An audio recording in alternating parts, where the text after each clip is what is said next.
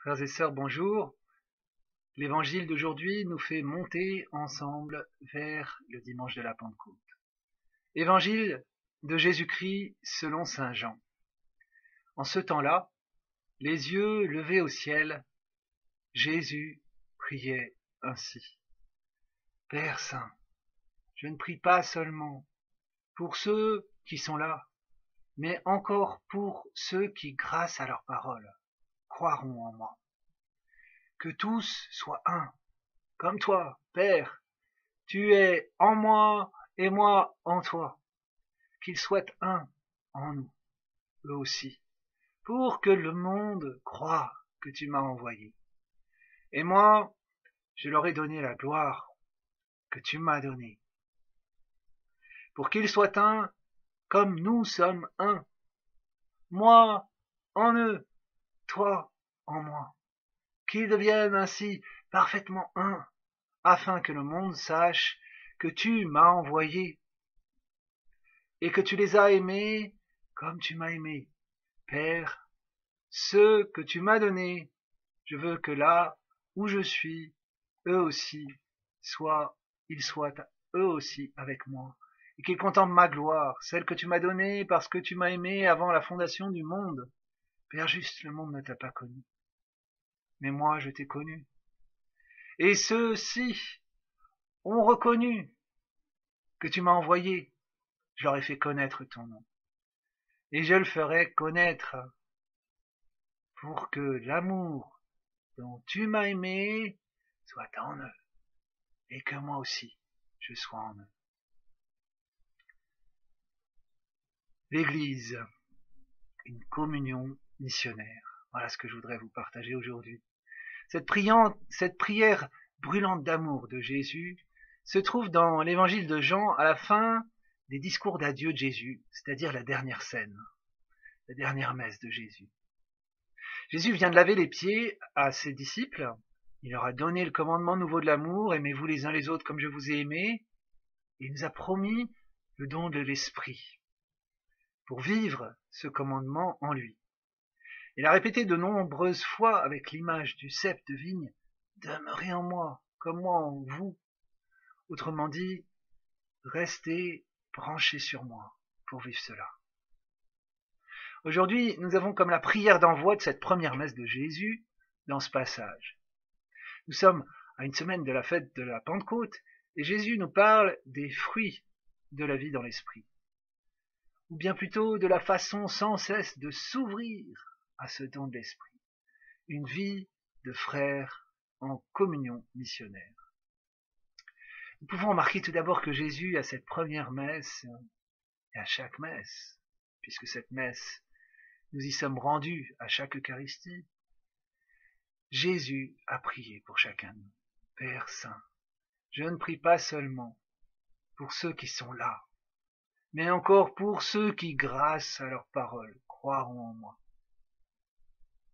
Que tous soient un, comme toi, Père, tu es en moi et moi en toi. Il a prié, il prie à chaque Eucharistie pour que nous entrions dans cette communion d'amour avec lui dans la Trinité. Voilà un grand mot, Trinité. Mais c'est bien de cela qu'il s'agit, c'est le vœu de l'amour, l'Esprit Saint, reçu à chaque Eucharistie, à travers la parole partagée, consacrant le pain et le vin partagés, nous ouvre à la vie de famille en Dieu, unis à l'amour du Fils et du Père. Tout ça dans l'Esprit. Cette communion est le désir le plus profond de notre cœur et de notre vie. L'Esprit Saint, au plus profond de nous, dépose ce désir de communion, d'être pleinement nous-mêmes, tout en étant unis aux autres. Et il nous donne de le vivre, comme le chante si bien le chant de l'Apocalypse que nous entendons dans la deuxième lecture. Un chant si beau. L'Esprit et l'Épouse disent « Viens ». Celui qui entend, qu'il dise « Viens, viens Jésus ». Celui qui a soif, qu'il vienne, celui qui le désire, qu'il reçoive l'eau de la vie gratuitement. Cette communion nous donne d'être unis intimement à Dieu et aux autres, tout en restant nous-mêmes, ou plutôt en devenant plus nous-mêmes, car nous sommes vraiment nous-mêmes quand nous vivons dans l'amour, et non pas quand nous sommes séparés, isolés. Jésus désire que nous soyons unis entre nous comme il est uni à son Père dans l'Esprit. C'est ça notre vraie nature humaine. Autrement dit, que tous soient en communion comme nous sommes en communion, dit Jésus à son Père. Il nous dit que c'est possible pour nous, dans notre vie concrète, si nous sommes en communion avec lui et que nous accueillons le don de son esprit. Si je suis chrétien, vraiment, si je suis un disciple de Jésus qui accueille l'esprit de Jésus dans son église, je m'ouvre de plus en plus à ce désir de communion avec Dieu et avec les autres, inséparablement. Cela devient une soif toujours plus grande. On n'est pas chrétien tout seul. On est fait pour la communion. Nous sommes des êtres de communion nourris par la communion eucharistique. Si je vais à la messe, c'est parce que c'est le lieu où nous devenons ensemble plus chrétiens. C'est ça l'identité de la messe. C'est-à-dire où la communion se fait entre nous et se reçoit comme un cadeau de Dieu pour ceux qui vivent cette Eucharistie vraiment dans la foi. Dieu nous donne sa communion familiale d'amour entre le Père et le Fils et l'Esprit pour que nous la vivions entre nous. Allez, allez dans la paix du Christ, vivez cet amour. C'est en la vivant entre nous, c'est en la pratiquant. C'est une façon de digérer cet amour d'une certaine façon, qu'à notre tour, nous la donnons à voir au monde, que nous sommes missionnaires. L'intuition de nos petits groupes missionnaires, et bien sûr de toute l'Église, est là. On n'est pas chrétien tout seul, on est fait pour vivre une fraternité réellement vécue, dans la semaine, toujours ouverte, et en recherche de nouveaux frères. Les petits groupes ne sont pas des buts en soi, mais des merveilleux moyens d'être plus authentiquement chrétiens, individuellement et communautairement. Ils me permettent de vivre la communion fraternelle missionnaire centrée sur la parole de façon très concrète et pratique, et de vérifier, comme vous le savez, que c'est pas des mots en l'air. Le petit groupe alors peut devenir une école et un atelier où l'on s'applique à mettre la communion en pratique. La preuve que cette fraternité est vécue dans la réalité, et vous le savez bien, c'est que c'est pas un nuage rose où tout est facile, c'est exigeant. Il faut sans cesse refaire l'effort de la rencontre, de l'accueil de l'autre dans sa différence. La conversion est redemandée quotidiennement à chacun pour être tolérant, patient, miséricordieux, tendre, réconfortant. Et nos communautés chrétiennes sont et seront renouvelées de l'intérieur par tous les groupes de chrétiens qui vivent une vraie fraternité de communion.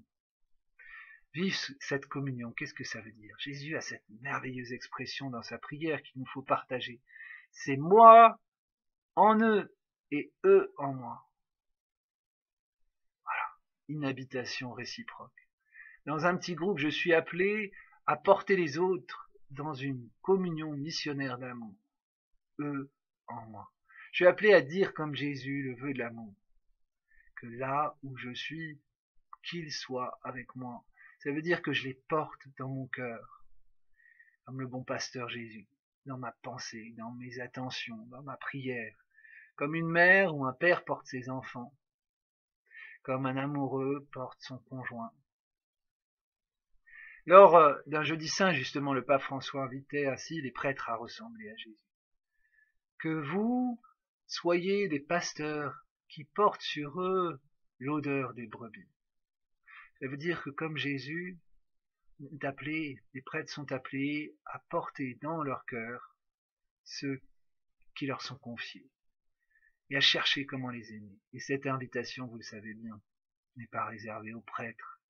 C'est un appel de Jésus aujourd'hui pour tous, c'est un appel à toute l'Église, que nous soyons les pasteurs qui prennent soin les uns des autres. Comme chrétiens, est-ce que nous avons l'odeur de nos frères sur nous? Est-ce que j'aime en théorie ou est-ce une réalité dans ma semaine au point que leurs soucis m'accompagnent dans le quotidien de mes journées, de ma prière? Est-ce que je passe un coup de fil? Est-ce que j'ai une attention particulière à travers ceci, cela? La joie d'un petit groupe, la joie de l'Église, c'est cet amour vécu concrètement dans la durée. On se porte les uns les autres. On s'encourage fraternellement dans l'amour. Et c'est le premier mouvement missionnaire que l'on vit ensemble. C'est l'essentiel. C'est le cœur qui bat au cœur de l'Église. S'il n'y a pas de communion, la mission s'arrête. La communion ne veut pas dire qu'il n'y a jamais de tension, mais qu'avec le Christ, on sait, on peut, on a le chemin pour vivre le pardon. Cet amour fraternel vécu est savoureux, c'est un délice. Comme dit le psaume, qu'il est bon, qu'il est doux de vivre ensemble en frères. On trouve là le sens de notre vie sur terre. Si on le vit avec le cœur, comme on partage le pain d'une famille, on a envie d'inviter des personnes pour partager cet amour. On ne peut pas garder ça pour nous. On entre ensemble en Église dans le désir de Jésus. Que ce feu d'amour, cette communion soit partagée. Que tous soient un, unis dans l'amour. Jésus nous rappelle aussi le geste même que nous essayons de vivre dans notre attention de prière et de service à notre oikos. Cette liste bien concrète, bien particulière de personnes de notre voisinage, de notre entourage, qu'on porte dans notre cœur, en plus du petit groupe. Et voilà, qu'on enfante par notre prière et notre amour, jusqu'au jour où ils feront partie du groupe. Jésus dit, Père Saint, je ne prie pas seulement pour ceux qui sont là, mais encore pour ceux qui, grâce à leurs paroles, croiront en moi. C'est une communion d'amour qui n'est pas fermée sur elle, mais toujours en sortie, en mouvement, en accueil, en ouverture. Prions. Seigneur Jésus, merci pour ta prière pour nous. Donne-nous ton esprit pour prier avec toi, pour nos frères et les servir, et pour vivre vraiment dans la communion. Renouvelle notre communion à la messe le dimanche, plus intensément, qu'elle brûle notre cœur. Renouvelle notre communion entre nous dans la semaine, qu'on puisse dire, voyez comme ils s'aiment, ça doit être des chrétiens. Donne-nous avec toi d'être toujours une église en sortie missionnaire vers ceux qui ne sont pas encore avec nous. Bon partage, bonne montée ensemble vers la Pentecôte. Prenez le temps, frères et sœurs, dans cette montée vers la Pentecôte, de prier pour la venue de l'Esprit Saint tous les jours dans vos cœurs, dans vos groupes, dans votre paroisse. Amen.